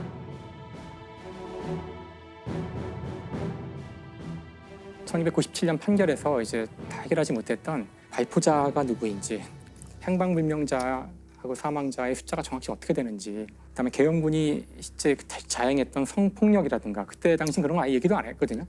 그다음에 헬기에 의한 사격이라든가 이런 것들을 우리가 다시 깨끗하게 좀 정리를 해야 되지 않을까. 그래서 사실 헬기 사격이 중요한 이유 중에 하나는 당시 발포 명령자에 대해 논란이 있잖아요. 누군지 모르니까. 헬기는 절대로 자위권 발동으로 총을 쏠 수가 없거든요. 그렇죠. 누가 헬기를 위협할 수 있겠어요? 그러니까 이제 그래서 이건 이제 굉장히 중요한 증거가 될 수 있고요. 저희가 오늘 이제 갔다 왔던 전일 빌딩이라고 지금 있는데 전일 빌딩 245라는 이름이 그렇죠. 여기가 그 말도 안 되는 헬기에서 발포를 했던. 여기 보이세요 이런 거? 저기랑 아 저기 있네요. 저기. 비슷한 흔적들이 보이네요. 야 저기다가 전쟁 시에나 하는 일인데 헬기에서 발사한다는 거는. 여기가 이게 이게 엄청나네. 기둥 때문에 여기가 제일 많네요. 아 여기 엄청나게. 네, 일로 와서 지금 보여요. 와.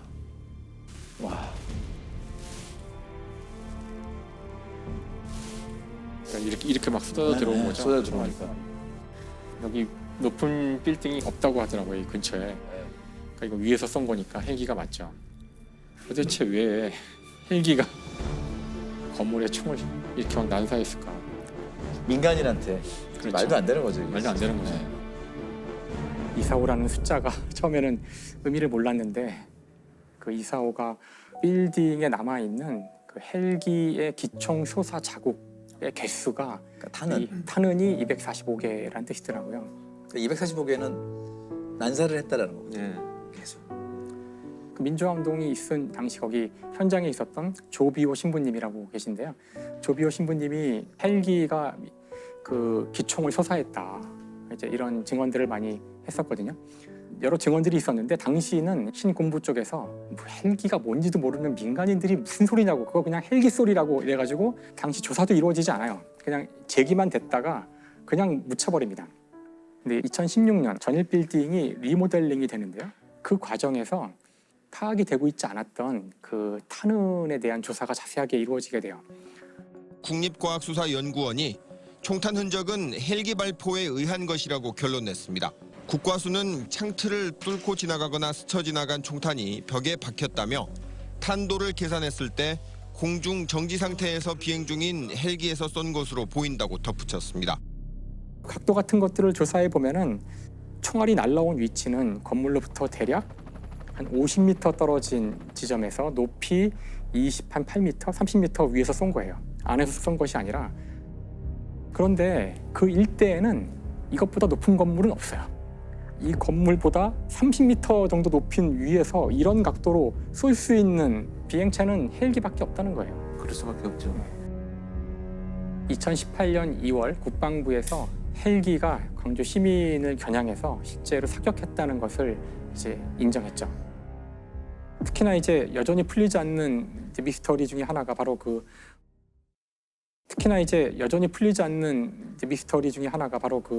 5월 21일 집단 발포를 명령한 사람은 누구인가? 97년 이후에 발포자에 대해 새롭게 알아낸 사실이 몇 가지 있어요. 당시 이제 이군 사령관이 5월 23일 그 전두환에게 보여준 문서가 있는데 그 문서에서는 진압 작전에 대한 제안을 하는데 그것에 대해서 각하께서 굿 아이디어라고 하셨다. 당시 이제 증언에 따르면 이 각하는 전두환이다.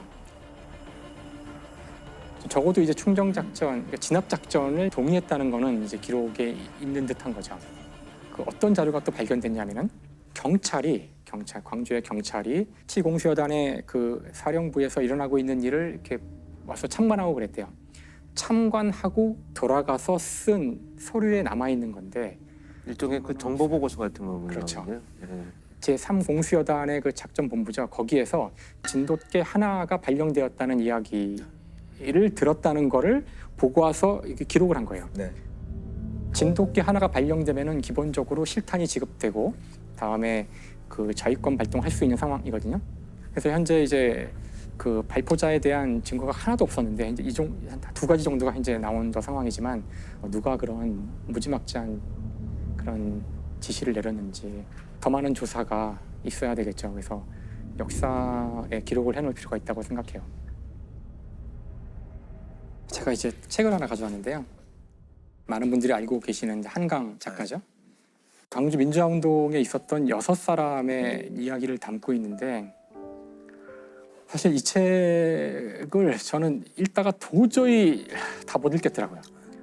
웬만해서는 읽는데 이거는 진짜 보다가 나중에는 여기서 제가 하나만 이야기를 읽어드리려고 그래요. 죽음을 당한 고등학생이 죽은 상태에서 자기 이야기를 하는 거예요.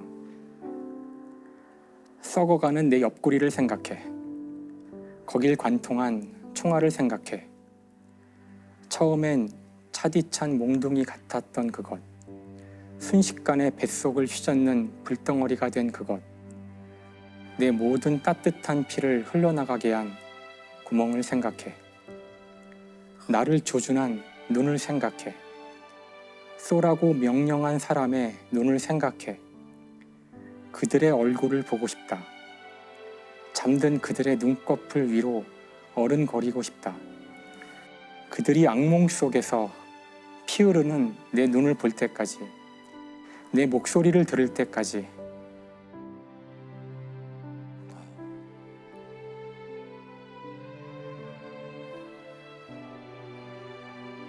저희가 이제 민주주의는 피를 먹고 자란다는 그런 이야기를 할 때가 있는데, 아마 지금 우리가 누리는 이 민주주의가 누군가 흘린 피가 있었다는 것, 저희가 이것을 기억하는 것이 단순히 억울한 죽음에 대한 그런 묵념의 느낌이 아니라 바로 지금의 우리 이 민주주의가 계속 되기를 바란다면 이것을 잊지 말아야 한다고 생각합니다. 그렇습니다.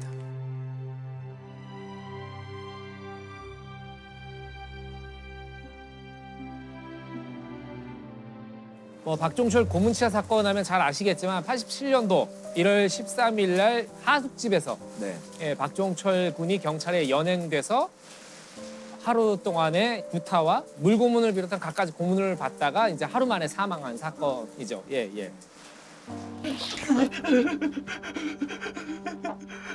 종철아, 종훈이 어디 있어?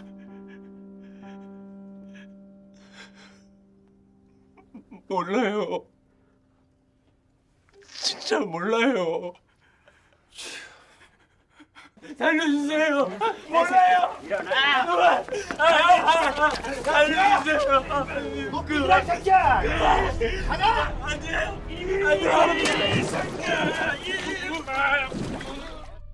상당히 이제 복잡하고 많은 일들이 있었던 사건이거든요. 그래서 그분들께 들었던 이야기와 제가 좀 조사를 해서 말씀을 드리는데 1월 14일 날 87년 1월 14일 날 오연상이라는 의사분이 중대 용산병원에서 이제 근무를 하고 계셨어요. 이분이 호출이 와서 갔더니 환자가 발생한 것 같으니까 빨리 이제 가서 응급 치료를 하라고. 그 얘기를 듣고 갔던 곳이 바로 그 유명한 남영동 대공분실. 유명한 남영동 대공분실. 그렇죠. 수많은 이제 고문과 불법 수사가 자행됐던 곳인데 어찌 보면 참 우리 역사에서 되게 뼈아픈 부분들을 담고 있는 게 이 건축물 자체가 고문에 최적화된 건물이에요.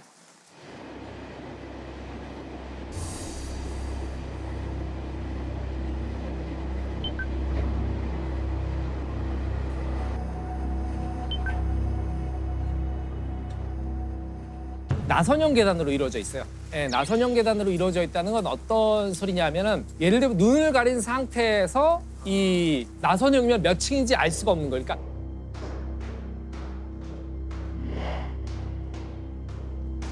그리고 또 하나가 뭐냐면 가혹 수사를 자행하다가 수사관들끼리 이 자식 안 되겠네. 지하실로 데려가. 그리고 나선형 계단을 이제 눈을 가리고 데려가는 거예요. 남영동 대공분실 그 건물에는 지하실이 없어요. 말로만 지하실이라고 얘기하는 거군요. 그렇죠. 16개의 조사실이 있습니다. 16개의 조사실이 있는데 이쪽에 이제 문이 있으면 이쪽 방은 이렇게 있고 그러니까 다 이렇게 엇갈리면서 지그재그로. 왜냐하면 고문 받는 사람이 혹시 문이 열렸을 때 저쪽 방의 고문 상황을 못 보게 만든 거죠. 그리고 이 방 문을 열게 되면은 희미한 불빛 아래서 이제 폐쇄적인 고립감을 극대화시켜서 이제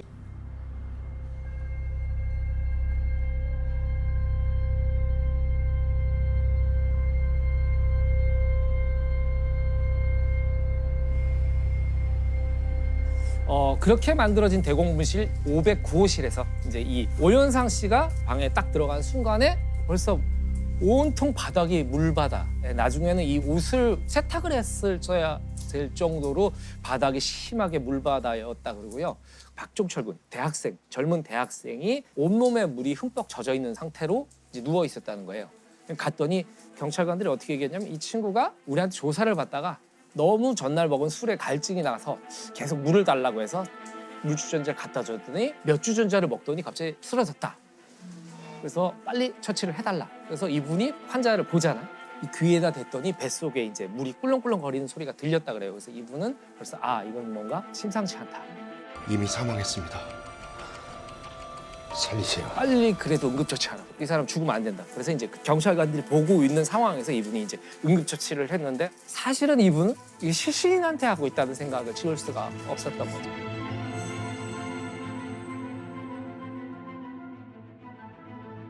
고문을 하다가 사망케 했다면 왜 외부인을 증인을 사실 불러들이는 거잖아요. 범행 장소로.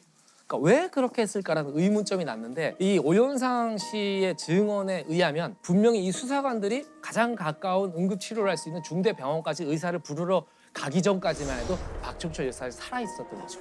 본인들이 보기에도 사망한 상태였다고 생각하면 절대로 외부 의사를 부르지 않죠. 안 했을 것이다. 이걸 살리라고 이제 의사를 불러온 거죠. 그래서 세상에 나올 수 있었다. 그렇죠. 얘기를 들어보니까 이제 그 경찰관들은 왜 그렇게 행동했느냐.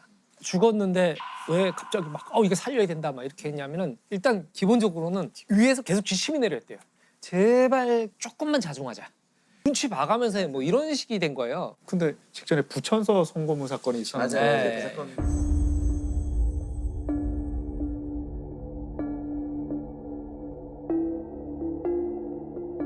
지난 1986년 서울대 의류학과에 다니던 중 경기 부천시의 의류공장에 위장 취업했다가 부천경찰서로 연행돼 성고문을 당했습니다.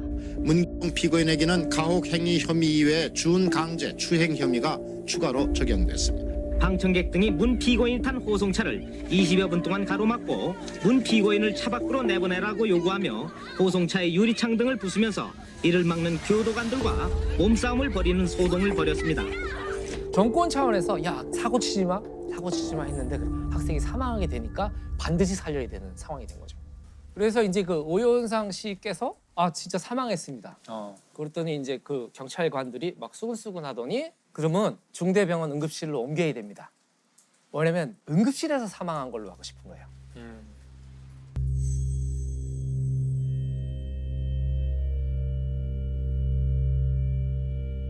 이 형사들은 계속 이제 시신을 어떻게든 끌어내려고 하는 와중에 저쪽 방에 있는 전화기가 보였대요.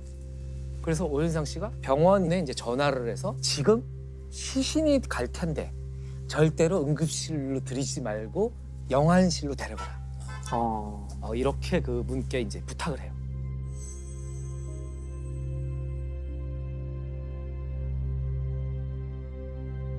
아니 이거 딱 봐도 시신 같은데 왜 응급실로 가냐? 영안실로 가야 된다고. 그래가지고 경찰관들이 응급실로 가지 못하고 시신을 경찰병원으로 다시 이동을 합니다. 사실은 여기서 역사의 변곡점이 첫 번째로 이루어진 거죠. 그러면은 이미 죽은 상태에서 간다라는 게 알려지죠. 그렇죠. 굉장히 용기를 발휘한 거네요. 그렇죠. 목숨 걸고 한 사실 거네요. 그거 좀 무서운 사람들이잖아요. 무서운 사람들이죠. 그리고 봤잖아요. 이 무시무시한 공간에서 그런 일들이 벌어졌다는 걸 알고. 그리고 이제 이 사건이 경찰은 물론이고 검찰에도 아주 은밀하게 알려져요. 중앙일보의 신성호 기자라고 계셨어요. 검찰청에 왔다 갔다 하시잖아요. 그 기자분들이. 근데 갔는데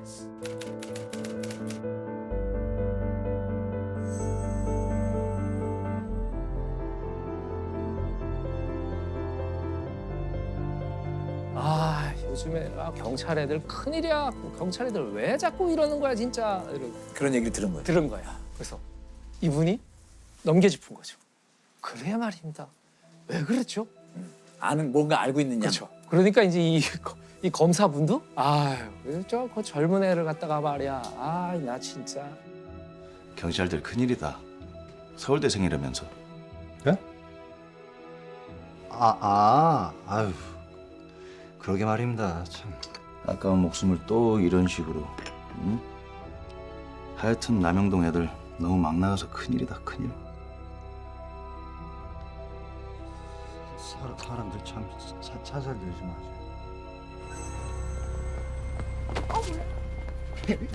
여보세요, 부장. 남영동에서 조사받던 서울대생이 사망했답니다. 자, 그래서 이제 이 사건이 외부로 알려져요. 이때부터는 언론을 막을 수가 없게 통제가 무너진 거죠.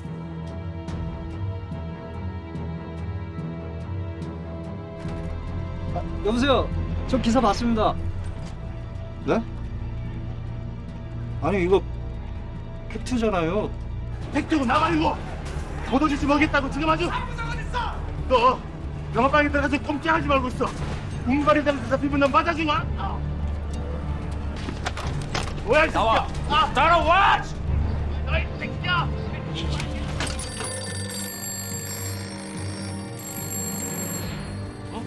뭐야 가봐 빨리 어디 꺼내봐 빨리 꺼내봐. 야 어디로 가야 되는 거야 지금. 야 어디로 가야 돼.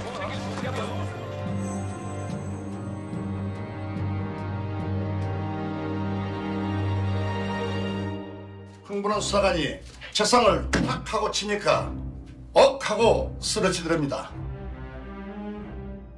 말도 안 되는 이야기를 하니까 이제 더 끌어올랐던 거죠. 언론사에서 앞다퉈 취재 경쟁을 벌입니다.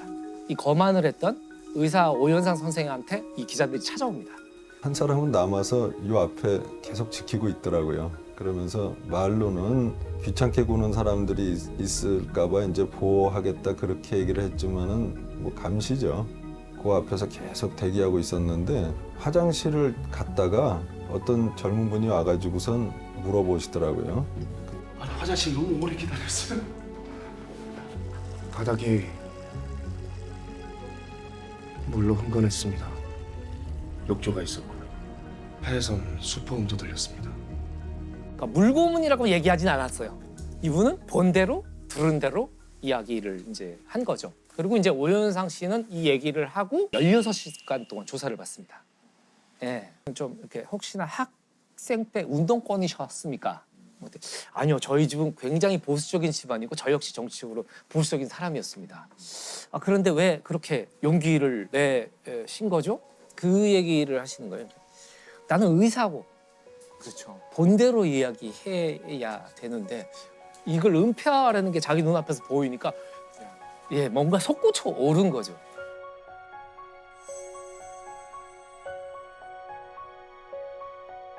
진실에 접근할 수 있는 계기를 마련하게 된 거죠. 그리고 이제 그 부검의로 국립과학수사연구소에 있던 황적준 박사를 지정을 합니다.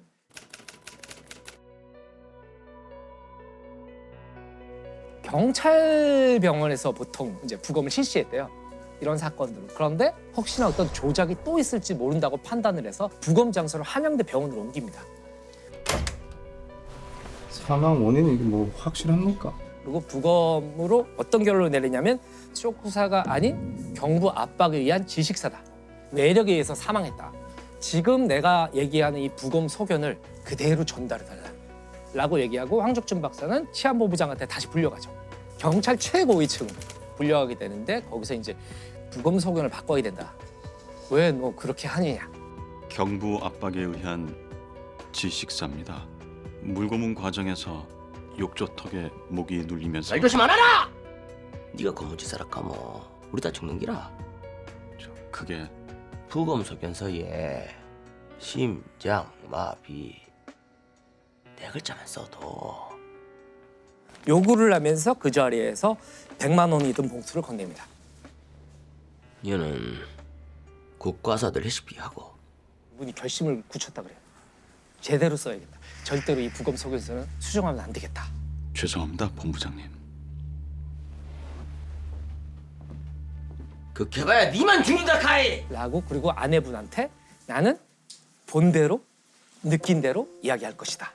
이 사실대로 이제 부검 소견을 공표하죠. 공표하게 되면서 이제 물고문이 아니다라고 얘기할 수가 없게 된 상태가 된 거예요. 결국 강민창 치안본부장이 물고문을 시인하고 동인의 머리를 한 차례 욕조물에 잠시 집어넣었다가 내놓았으나 계속 진술을 거부하면서 완강히 반항하자 다시 머리를 욕조물에 밀어 넣는 과정에서 질식 사망한 것으로 판매되었습니다. 이렇게 사태가 이제 펼쳐지면서 당시 고문을 자행했던 형사 2명이 구속이 됩니다. 속전속결의 구속이었어요. 아주 빠른 구속이 됐고 그 옛날에 혹시 사진 보면 기억하실지 모르겠지만 그 2명의 경찰관이 호송되는 상황에서 사람들이 똑같은 옷을 입고 얼굴을 가리고 있어요. 왜냐면 누가 누군지 알 수 없게.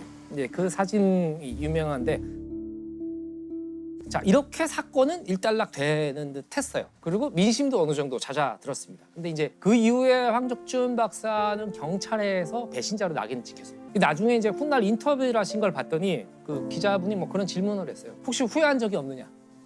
당신이 평생 가던 길에서 지위를 잃었는데 그랬더니 그분이 후회는 안 했어요. 잘못한 건 아니잖아요.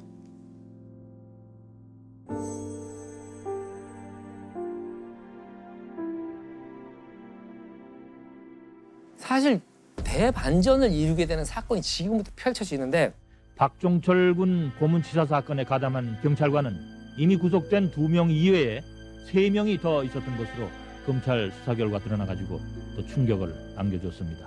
이미 구속된 2명이 최근 심경의 변화를 일으켜서 공범을 폭로한 것으로 밝혀졌습니다. 사건 당시 수사반장을 맡았던 조한경 경위와 가장 나이가 어린 강진규 경사가 모든 책임을 지기로 하고 나머지 이 3명은 책임을 지우지 않기로 한 것으로 밝혀졌습니다. 이부영 전 의원이라고 혹시 잘 아시죠? 예. 이부영 전 의원이 이제 시국 사건으로 수감돼 있었는데 밤마다 계속 누가 우는 소리가 들리는 거예요. 그리고 또 누구 한 명은 막 찬송을 부르고 기도하는 소리가 들리는 거예요. 사형수야? 이번에 서울대생 고문해갖고 죽인 놈들이야.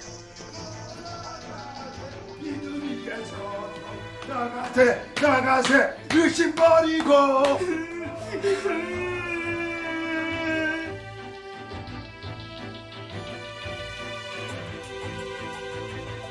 밤마다 그러니까 이분이 도대체 저 무슨 억울한 게 있길래 근데 이 2 사람이 억울하다. 억울해서 총대를 맸다. 이부영 전 의원이 이제 그걸 듣게 돼요. 네, 그걸 듣고서 당시에 한재동 교도관이라고 계시거든요. 이부영 의원을 굉장히 마음 깊이 존경하던 이부영 의원이 이 밝혀지지 않은 범인들의 이름을 거기다 받아 적습니다. 그리고 이걸 다시 한재동 교도관에게 전달합니다. 이걸 세상에 알려다오. 네.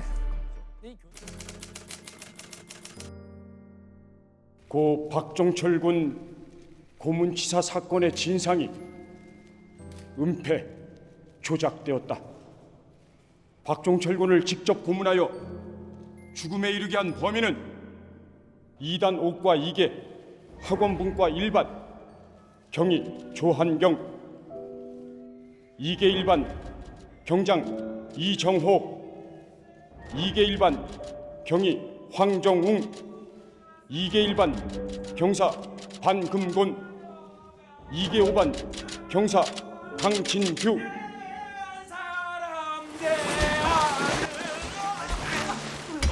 결국엔 이 사건은 6월 항쟁으로 결국 이르게 되는데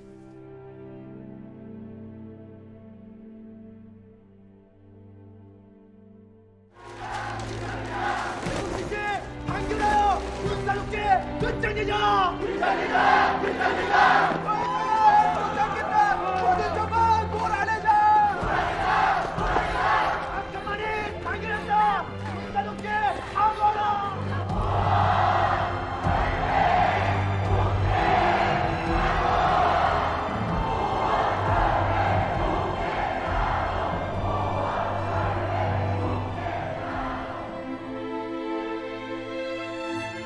그때 전 고등학교 2학년이었고요. 국기 하강식 할 때 애국가를 울리게 되는데 6월 10일 날 오후 6시 애국가를 울리는 게 그때 시민운동의 그 신호였어요. 애국가가 울리면 모든 사람들은 자동차 클락션을 울리고 맞아요. 고함을 치고 박수를 치고 하라는 게 행동 지침이었는데 근데 그때 제가 맡은 일 중에 하나가 국기 하강식을 책임지는 거예요. 네. 근데 그때 제가 맡은 일 중에 하나가 국기 하강식을 책임지는 거예요. 네. 그날 이제 오전에 선생님이 저를 부르더니 너 오늘 저녁 때 뭐 데모한다는 거 알고 있지? 그래서 저도 들어서 알고 있고 그게 좋은 일이란 것도 알고 있었죠. 고등학교 2학년 학생이지만 오늘 애국가 틀지 마. 그러니까 이제 지침이 내려온 거예요. 애국가를 트는 모든 곳에서는 틀지 말라는 거예요. 그게 신호니까. 마음에 저는 이제 틀어야 되는데 막 무서운 거야. 무섭죠. 하루 종일 이제 공부도 안 되고 혼자 막 고민을 하루 종일 이제 고민하다 결국은 이제 그 방송반 부장을 만나서 오늘 틀지 마. 근데 그게 얼마나 그 마음에 그 어린 마음에 한이 되든지 아, 나는 여기서 하나도 기여를 못 하는구나 바보같이 이제 그랬던 기억이 나요 사실.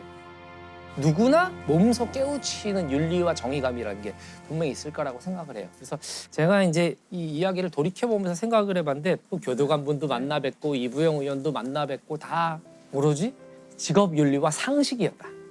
그러니까 원칙이라는 게 있는 거죠. 원칙, 네. 그렇죠. 의사는 본대로 기록하고 부검의는 부검한 대로 각자가 상식에 의거해서 판단하고 상식에 의거해서 행동했기 때문에 지금 상식이 통용될 수 있는 사회가 된 것이 아닌가 그런 생각들을 합니다.